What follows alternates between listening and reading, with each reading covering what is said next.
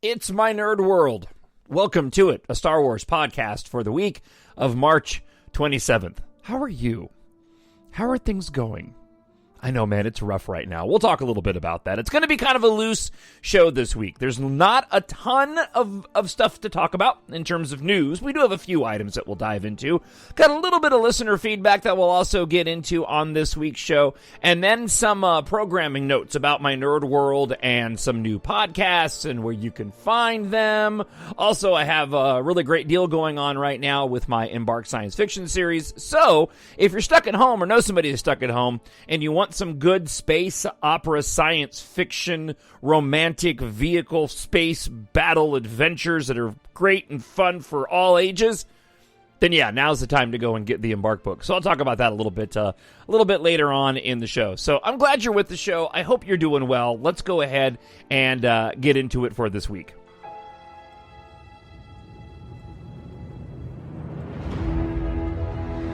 Nothing will stand in our way. I find your lack of faith disturbing.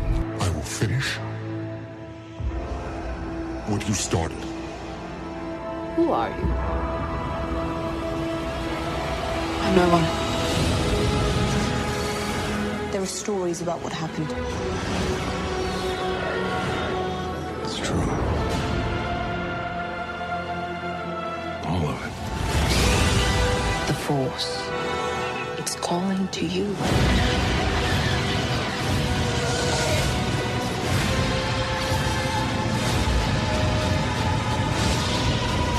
My Nerd World. Just let it in.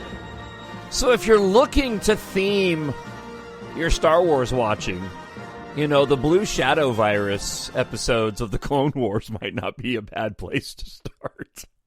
I'm sorry. It's probably... I don't know. I got to make light of what's going on right now. Welcome to My Nerd World. I'm glad you're with the show again this week. I am your host, Jon Justice. This is a Star Wars podcast, and life's not easy right now. And it's different for everybody, right? Like for me, I like people, but I have a very close circle of friends, and my favorite place to be is home. I'm a bit of an introvert in that way, even though I'm sort of a weird hybrid introvert extrovert kind of situation. So I don't personally mind being at home.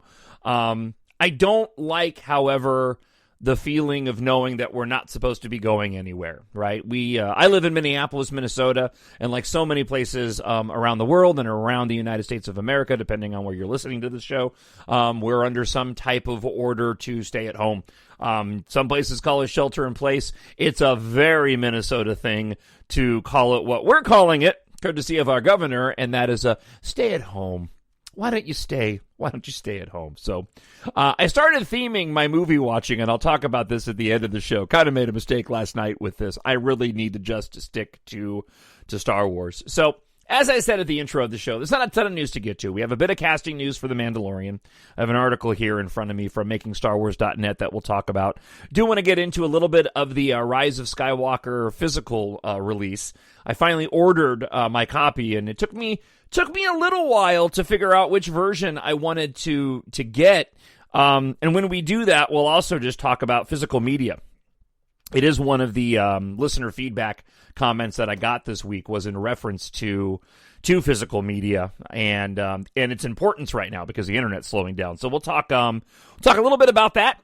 Ahsoka, right? Talked about it last week, but we'll get into some further news that we may be getting an Ahsoka spinoff show, and that the appearance in The Mandalorian that we talked about on last week's show, kind of the big news, is a precursor to that. And then we will get into your listener feedback this week. But I hope you're doing well. And like I mentioned last week, if you want to email the show, talkshownerd@gmail.com, or leave a comment if you're listening on YouTube on anything Star Wars related, even if it's not something that I talk about specifically on the show. If you just want to talk Star Wars in any way, shape, or form, or you want me to talk about something on the show during this time period, please, by all means, email me, talkshownerd@gmail.com, or again, leave a comment up on YouTube or on Twitter, at the My Nerd World or at Jon, Jon Justice. Either of those accounts work, and I'll include them on next week's show. So let's get into the Rise of Skywalker physical release.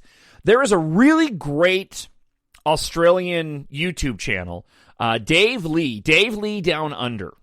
I found his videos a couple of weeks back, and he's put up some really, really good. He does, physical release reviews, and he's put up some really good reviews, not only about the release of the Rise of Skywalker on Blu-ray and DVD, but also the massive box set that's coming out. And honestly, if it wasn't for what the planet right now is dealing with COVID-19 and this coronavirus, I probably would have bought that big set. And one day I will. I really want that complete Skywalker Saga set. It looks amazing. It looks so rad. But, at $250, I'm trying to be smarter with my dollars right now because you just don't know what's going to happen. I'm very blessed to still be working. I am considered essential services because I'm a radio talk show host, so I get to continue going to work, which I'm very, very thankful for. But at the same time, you just don't know what's going to happen. So, anyway, but Dave Lee Down Under put out a 4K Blu-ray review and unboxing for the Rise of Skywalker, but he also put out a review of all the different versions, the Blu-ray, the 4K, the 3D exclusives, and he went through the Target, the Walmart, the Best Buy, all of them. It's really, really great, and he did one too on the announcement of all the releases. So I sat down this week and watched Dave Lee Down Under and his video on YouTube, and I landed on purchasing the Target version of the Rise of Skywalker. And as a matter of fact, I'm going to bring it up right now on Target to let you know. I'm going to Google live while I'm doing the show. I've mentioned this a lot of times, but I like doing the show like I do my radio show. I don't do any edits on the show. I just sit down and just go. I just feel like, for me, in the style that of how I do content, it's easiest for me to just go ahead and do it the same way I do the radio show. Oh, it's funny. So I'm on Target right now, and I looked at Star Wars: Rise of Skywalker. So it's got the Blu-rays here, but it also has this makes me laugh, it has the Lego set for the A-Wing that includes Snap Wexley, and I've talked about this on other shows, that in the Rise... Now, I went back and watched... last week I watched The Force Awakens and The Last Jedi back-to-back. That's so much fun. God, just Star Wars is such a great distraction right now. With every intention of watching The Rise of Skywalker last weekend, I just didn't get around to it, which I may do this weekend, but now I'm torn because I had the physical release coming, and I'm like, well, do I want to watch the streaming one again, or do I want to just wait until Tuesday? What do I want to do? This is what happens. This is how my head works, right? But I'd rather be filled with dilemmas over when to watch The Rise of Skywalker again, rather than be thinking about all the ways that I need to avoid this ridiculous and horrible virus that's plaguing the planet right now. Anyways, so watching The Force Awakens and Snap Wexley in, Greg Grunberg, J.J. Abrams' friend, he's flying an X-Wing in The Force Awakens. Okay. But as I've mentioned, he's not in The Last Jedi. They explain that away in a comic book. But then in The Rise of Skywalker, as they're getting ready to leave Asian Kloss, looks like he's stepping up to get into a green A-Wing. The Lego set is Snap Wexley with the green A-Wing, but then you get to the battle over Exegol, he's in an X-Wing fighter. These are the questions that I would ask J.J. Abrams if I ever had the opportunity to speak to the man, is why did it look like he was getting into the A-Wing, but he ended up being in an X-Wing? I can't help but wonder, okay, this is my theory, I can't help but wonder that stuff slips through the cracks. There's got to be things that slip through the cracks, right? If you've watched the documentary yet for The Rise of Skywalker, the 2-hour one, which is fantastic. I talked about it at length last week, but I started watching it again because it's just such a good watch. The amount of effort and work that goes into making those films, it's unbelievable. Even for just 30-second scenes, it's incredible the amount of work they put into it. But I'm wondering if what happened was that they filmed the cockpit scenes, right, where the ships are on the gimbal and they're in the makeshift, little mini versions of the cockpit of the vehicles. When they shot the cockpit scenes, they put Snap Wexley in an X-Wing. But then when they did the on-location shooting in Black Park, which is, I think, where they ended up shooting most of the Asian Kloss footage, that they potentially put him getting into an A-Wing. Unless that was not supposed to be the case, but the fact that he's in this Lego set, right? Just little tiny things like that. Anyways, so I didn't know which version of the Rise of Skywalker I wanted to get. I got the Steelbook for The Last Jedi, which I like, but honestly, I'm looking back at my Star Wars collection right now, and they're kind of all over the place. I have the Digipack cardboard version from Target of The Force Awakens. Then I got the 3D version for the commentary that comes in a huge box. And then I have the Star Wars Complete Saga. I got Solo just on a standard one. I got The Last Jedi on in the steel box. So I'm going with the Target exclusive one. And the reason why I'm going with the Target exclusive version is because it's got a really nice booklet inside of it, a gallery book, which I really liked. It's a 4-disc set, so you get the Blu-ray version, you get a 4K Ultra HD version. I don't have an HD TV, but I will eventually. And then you get the bonus discs on both Blu-ray and DVD. The cover for the Target version, though, is the version that mirrors the original Star Wars poster. The one that has Luke and Leia with Vader's helmet in the background and just a mess of X-Wing fighters and C-3PO that doesn't look like C-3PO does in the movie. You have the low-cut, dressed, white-wearing Princess Leia one, the classic one. Been a long time since I've talked about this, but I have an original 1977 poster that actually hung in the movie lobby, hanging up in my living room. It's not in the greatest of shape, but it is behind a frame. So I really, really like this particular cover. As a matter of fact, you know what I might do? I might actually use it if I can grab it. I might use it for the image this week for the podcast itself. So, yeah, I ended up going with this version. I was going to get the Steelbook version to match the Last Jedi one, but I really liked this booklet that's included with it. So that's why I decided to go with the Target exclusive one. I ended up ordering it via mail because I don't want to, because the only places I'm going to are home, around the block, backyard, front yard, or in my car to work, upstairs to the studio, and then and then home, because I don't want to get the coronavirus. I was a little bit bummed out because I looked online today and it says it's not going to be delivered till Wednesday, which is fine because I probably wouldn't watch it during the week, but I still kind of wanted it on release day. So that's the version I got. What version are you getting? Are you getting a version? The internet is slow right now because everybody's online. So I made a joke on the radio show that we do that, I still buy Blu-rays for everything. I only buy CDs for specific bands, mostly Depeche Mode. Pretty much exclusively Depeche Mode. I'll always buy physical releases, but I'll always buy physical releases of movies because I like to have the physical release. And I'm still very much of the opinion, and feel free to comment on this, I'm still very much of the opinion that when it comes to the video quality, the Blu-ray or 4K hard disc is still better than you're going to get on streaming. Speaking of which, I bought the streaming version from my Xbox One, right, via Microsoft. And it's not very good. In the beginning, it's got a weird sort of because it's letterboxed, right? It's got a weird sort of red tint attached to it. And when you get the real black scenes, it's not the saturation, it's bad. That's what I don't like about streaming.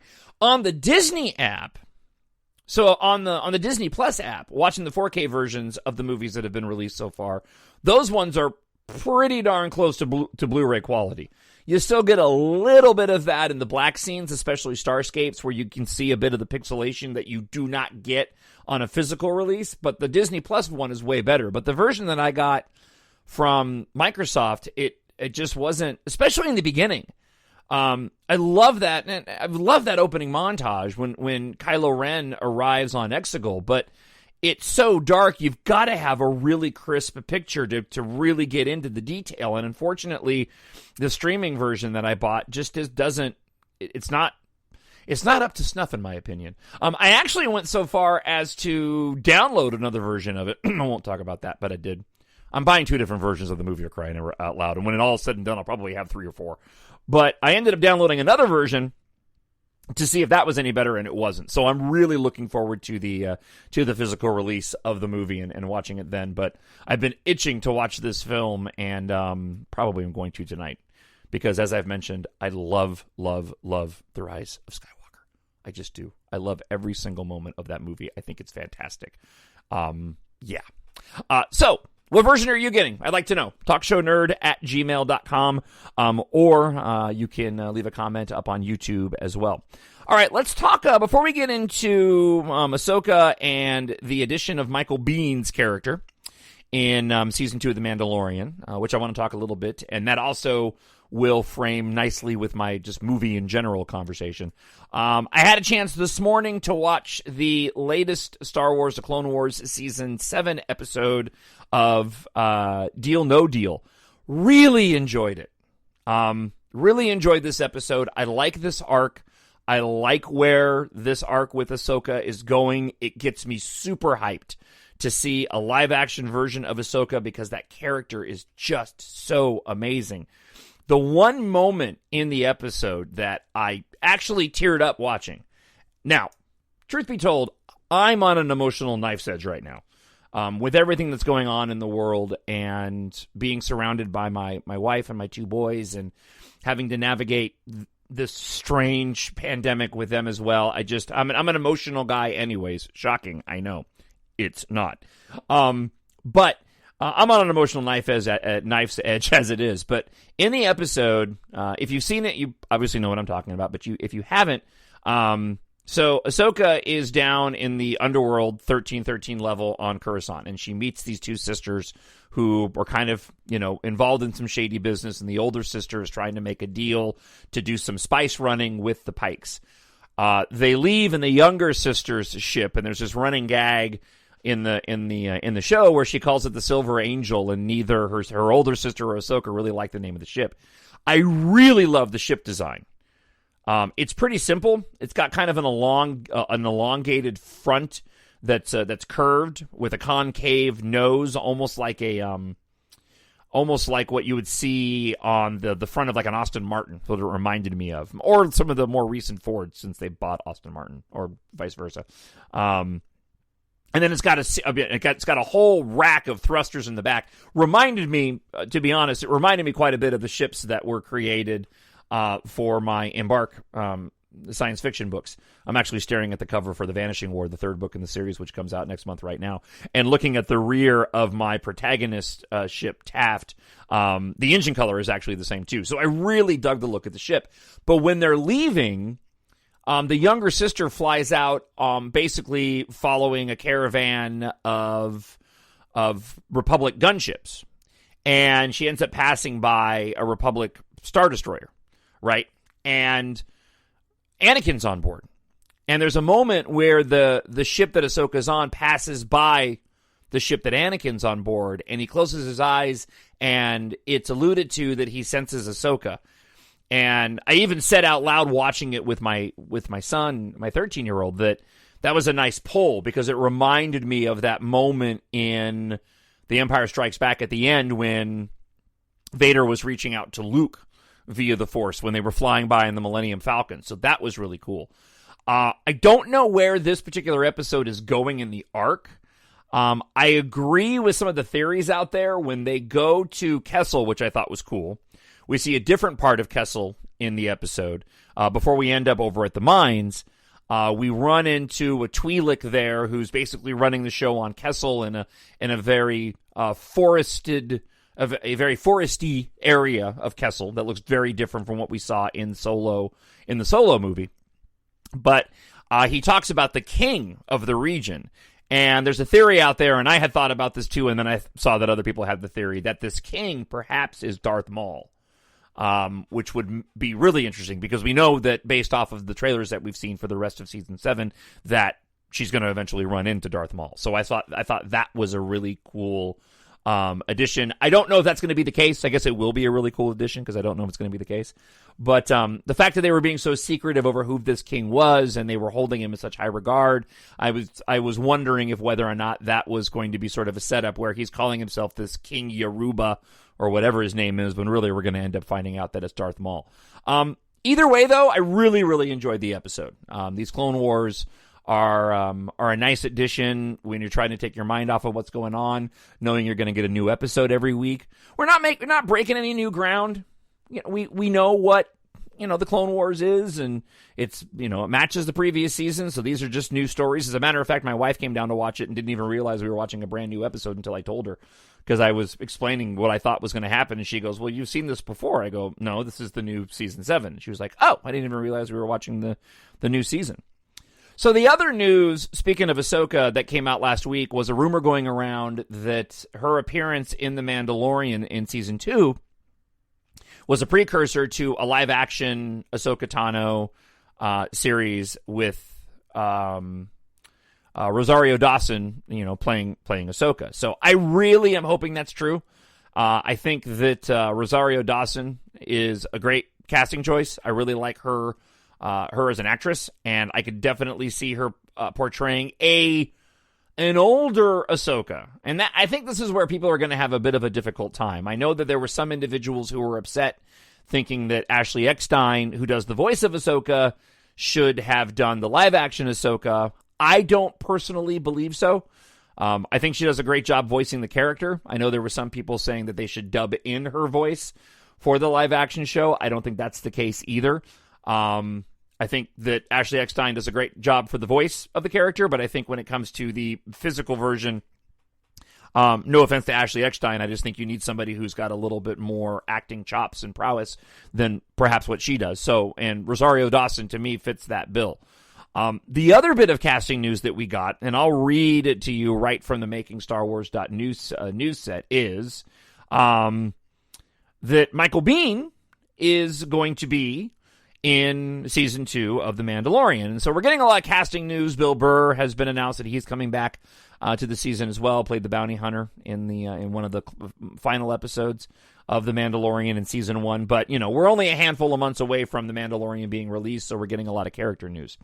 Michael Biehn has played a ton of iconic roles in the past, specifically Tombstone, Navy SEALs, and then a couple of classics, Terminator and Aliens.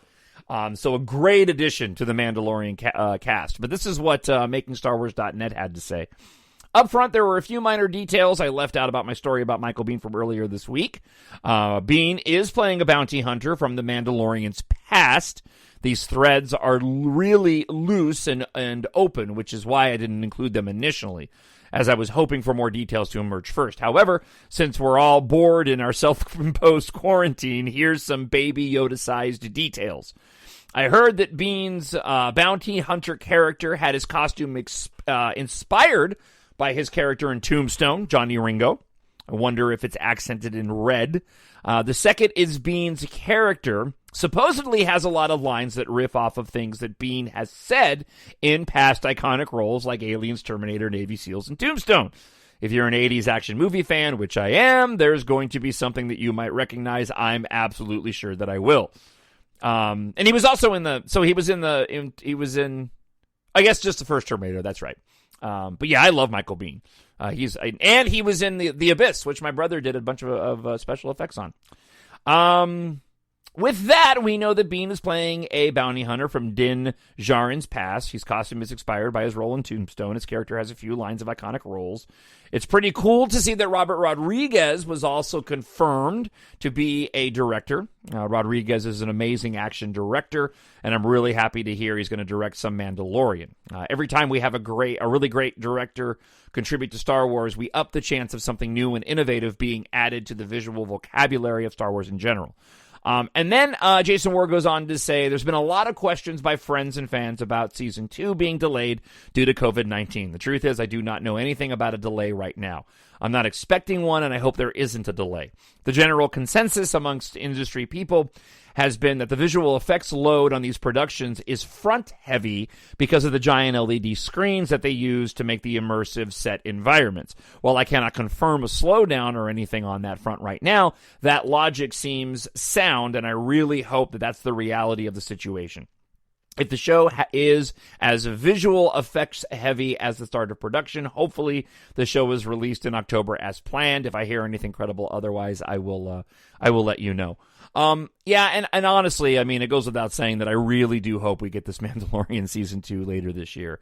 I, like so many other people right now, I'm just, praying that we get through this pandemic. We don't know what we don't know, and there's just a lot of confusion out there because we don't have the proper data to really forecast what this thing is doing, and it makes it really difficult.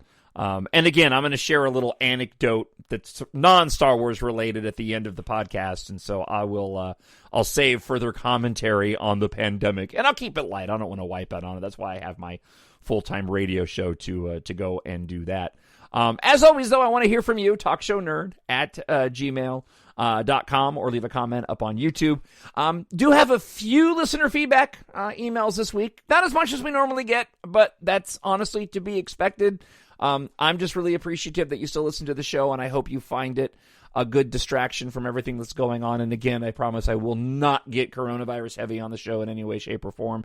Just going to add some funny anecdotes to my experience of movie watching, and this is the right podcast to do it. So before I do that, let's get into the listener feedback that we do have for this week here on My Nerd World, a Star Wars podcast. I need someone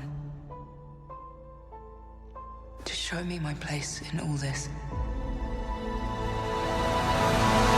Hey, speaking of listener feedback, I just want to do a quick shout out to my friend Zach and Zinger on his podcast, Zing This. But Zach and Zinger and Mackenzie over at the Knights of Vader podcast. I have not met Zach in person yet. We've talked over the phone. We've talked via Skype. We've been on each other's shows. I hope one day that we do get a chance to meet, and and hopefully that'll happen soon. I don't know if he's going to. Zach, are you going to Star Wars Celebration? Assuming it's still on. So, but I just wanted to say, speaking of listener feedback, a quick shout out to Knights of Vader, because for me that is a welcome escape from everything going on right now. And they're, Zach and Zenger and Mackenzie, they are just really good people. And I really appreciate the fact that they continue to put out content as well. So there's a listener feedback going the other way to my friends. All right. First off, Miss Hit Kings, and I specifically said that way, so I didn't say it the other way. Miss Hit Kings. I love this actress, Rosario Dawson. Speaking of her playing Ahsoka, but they should have went with someone younger. However, Ahsoka would be around 45 years old come when The Mandalorian takes place, and I should have done this before the show, but we'll do it now. Rosario Dawson age is 40, so she fits perfectly.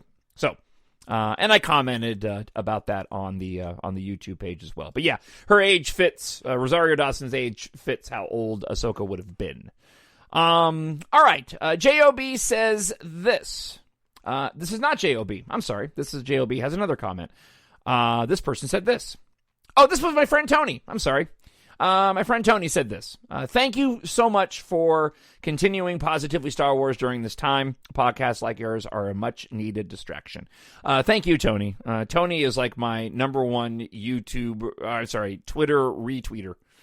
I can always count on Tony to retweet my tweets. Him and my friend Ken King. They do a fantastic job retweeting my tweets, and I always appreciate it. All right. Friend of the show, J.O.B. says this. All I want is for Sebastian Stan to play Luke Skywalker in The Mandalorian. Yeah, man, that would be pretty rad. I think Luke, it might work. Yeah, that would work. You might be able to de-age. No, I don't think you could de-age Mark Hamill at this point in time. I saw some behind-the-scenes footage of Sebastian Stan training for Winter Soldier. He was doing a fist fight as Winter Soldier, and he was just in his normal clothes. And yeah, man, he looks eerily like a young Mark Hamill. It's crazy how that is. Thank you for the comment, J.O.B. Appreciate it. All right, Severin writes this, friend of the show. It's kind of funny. 2 ads played before the podcast. The first was for The Rise of Skywalker being available on Vudu, and it was epic. The second was for Trump, and it was also epic. And then every ad that played during the podcast was for The Rise of Skywalker or Trump, and that was awesome. All right, I'm not getting political, okay? So I just think that's funny. And then, of course, his podcast was thoroughly epic, too. Thank you, Severin. Severin's the best. Just what I needed after this ridiculous week of complete saturation of bat soup, flu, everything. Thanks for always keeping it real and providing a fun escape from other things. You're welcome, Severin. And thank you so much for your support and your kind words about my Embark stories. Man, we'll talk a little bit about that in sort of the... we'll do like an after show before we close the show out today. That's what we'll call it. All right, Game Station 3 says this: I hope physical media won't die out. I still love getting Blu-rays, right? Especially now, man. They're talking about slowing down the internet, and as I talked about at the beginning of the show, I hate, bad streaming quality. I just hate bad quality. I hate low. It's 720p. It drives me nuts. So I'm glad I got my whole, closet, or my whole 2 racks of hundreds of Blu-rays to choose from. So, yeah, man, I'm going to continue buying physical releases. All right, friend of the show, Brian Martin, says this: do you think it's possible we'll get a collector's edition Blu-ray of The Rise of Skywalker that includes more extras, like a commentary and deleted scenes, just like what was done with The Force Awakens? Yeah, I would imagine that'll be the case sometime down the road. To be honest, if we do get a commentary, I'm okay if J.J. Abrams doesn't do it. The commentary that J.J. Abrams did for The Force Awakens really was not all that great. It didn't really provide any more extra detail. The documentary for The Rise of Skywalker, as I've mentioned, is absolutely fantastic. But yeah, I would imagine that eventually we'll get some deleted scenes. I don't know why they didn't include them now, but I get the feeling that looking at the long game, Disney knows that, hey, we can hold back on a few things right now. We can serve them the documentary and some of the other behind-the-scenes stuff, which is great. I mean, there's 3 hours plus of extra, bonus stuff on the Rise of Skywalker release, which is great. And it's all fantastic. But I imagine that sometime down the road we'll get some deleted scenes. I've changed my tune quite a bit on deleted scenes too, by the way. I used to really hunger for them, but now not so much. And I don't know why. I think it's because I just find myself gravitating more towards the movie itself, and once I watch the deleted scenes one time through, I'm kind of okay. I can see why they went and cut those out.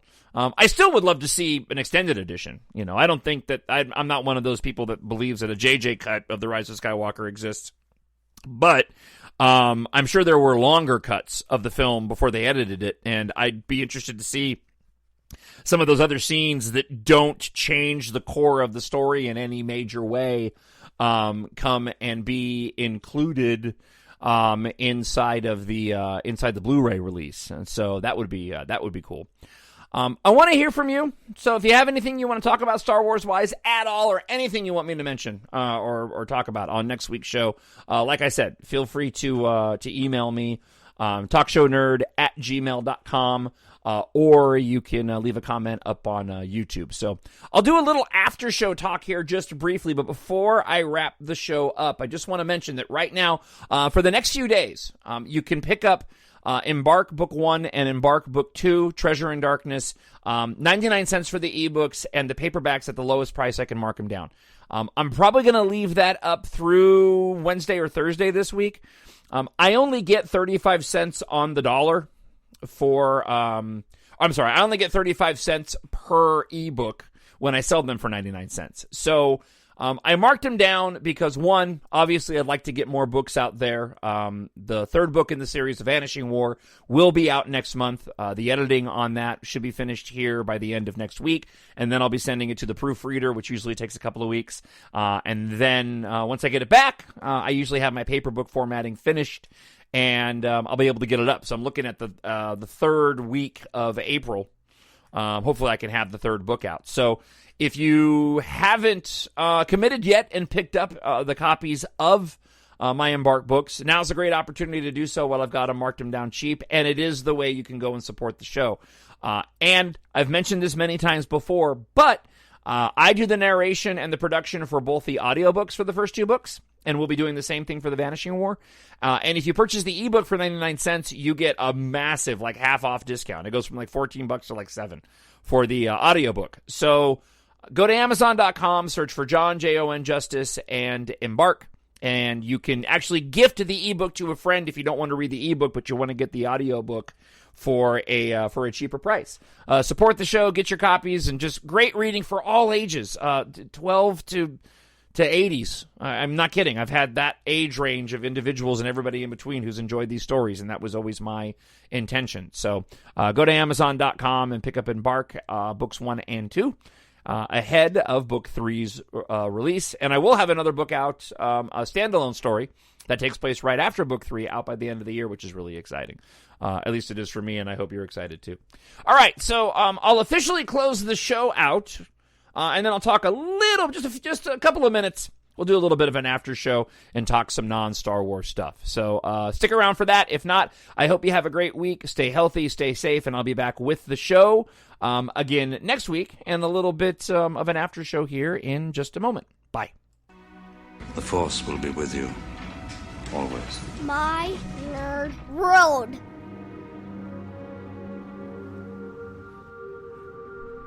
All right, so a couple of programming notes when it comes to My Nerd World and the My Nerd World podcast. So at the moment, there are 3 different podcasts that I have right now. I have the Star Wars podcast, which is the one you were just now listening to. I have the Depeche Mode podcast, which is also available. And I also have a self-publishing podcast. I've been having a few issues, so the Depeche Mode podcast is on a different feed. So if you happen to be a Depeche Mode fan and you are wondering, well, why aren't I getting the Depeche Mode podcast? It's because it's on a completely different feed.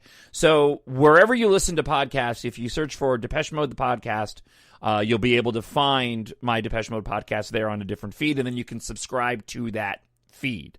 All the shows do go up to one YouTube page. I had attempted to do that with the self-publishing podcast, but for some reason, it's not linking up to iTunes yet. So, for the time being, what I'm going to do is I got an email out to Spreaker to try to fix that problem because I want that on its separate feed too. But I am also including it on this feed. So the Star Wars podcast this week is coming out on Saturday, and right before I sat down to record this week's show, I uploaded my second self-publishing podcast to the Star Wars feed. So if you go in, if you're interested in listening to it, and I'll explain what's on it here in just a moment. If you're interested in listening to it, go into your iTunes feed where you listen to this, or wherever you listen to podcast feed, where you listen to My Nerd World, the Star Wars podcast, and you'll go and you'll find it there. I'm going to pause the Depeche Mode podcast for the time being. With everything going on right now, I need to limit some of the work that I'm doing and focus on my books a little bit more, but I don't want to not do the shows. So instead, I'm going to pause doing the Depeche Mode one for the time being and to focus on just doing the self-publishing podcast and the Star Wars podcast. So this week on the self-publishing show, I basically get into all of my creative process in writing the first book and how that translated into writing the second and third books. So I break down the entire creative process that starts with the idea for the story and then works it all the way through publishing and then advertising and everything in between. I answer several listener emails, mostly from you individuals who listen to the Star Wars podcast that had some questions about the self-publishing side of things. And I've had a few people already that have listened to this week's a self-publishing podcast that aren't planning on writing any books, but that really found some enjoyment just in the creative process. And I talk about sort of everything. I talk about where I come up with my ideas for the characters and for the spaceships and for the storytelling and what inspired me, the cover art and the design of the ships, and then getting into the editing portion of it and all that. So, if you're interested, it's kind of an interesting behind the scenes. I'm still learning, and that's why I'm doing the self-publishing podcast, is because I'm still kind of learning how this whole thing works. And so most shows that are out there that relate to self-publishing are focused on individuals that have been doing it for a long time and seem to have it figured out. And I figured it would be unique to provide some perspective from somebody that hasn't figured it all out yet. So, again, you can find it where you find this feed, and then hopefully it'll be up on its own feed, and I'll let you know once it actually moves over to its own feed on the different podcast platforms, I will let you know when that happens. So, again, just a quick promotion for my books. Discounted, like I said earlier, go to Amazon.com. And if you haven't read them yet and you're waiting for the third book, now's the time to go and get it, because you will be probably wrapping up those books while we all sit in self-isolation before the release of The Vanishing War, which I'm really excited to get out there because it turned out so good, and I can't wait for you guys to read it. So, all right, that's it. I'm going to go... Oh, yeah, so one more thing I wanted to mention. I needed some inspiration because I'm writing this spinoff story that I'm already finished with. And not going to give anything away, but it's about a character from the third book, and it's sort of, it continues his story from what happens in the third book. But I wanted to watch some movies that took place on a single location, because this spinoff story kind of does that. All the action happens in one spot. So I decided to start working through some of the Alien movies, because I like the Alien movies. I love Prometheus and Alien Covenant, and I'm a massive fan of the original Alien films. So I watched Prometheus last night, which is one of my favorite movies, but boy, that was a tough watch with the pandemic going on. I thought it was a good idea because, we're talking about a different kind of infection going on, but no, it was pretty disturbing, and I'm not sure if I'm going to watch Alien Covenant today like I was planning on doing. But I really do want to watch Aliens, and I was inspired to watch that because, one, I wanted some inspiration in writing this story, and that all takes place on one particular planet, and two, Michael Bihn's in that movie, and I love Aliens. That's a fantastic action film, one of my favorite action films of all time, so... Hopefully you're finding some good quality content to watch that's taking your mind off of all this nonsense, and hopefully this podcast this week did so as well. So, all right, head on over to Amazon.com right now. Pick up a copy of my books, my science fiction books, either in ebook, paperback, or audiobook. I really would appreciate it, and appreciate your support of the show. And with that, I will talk to you again next week. I hope you enjoyed the show this week. Be well, be safe. Bye. My Nerd World.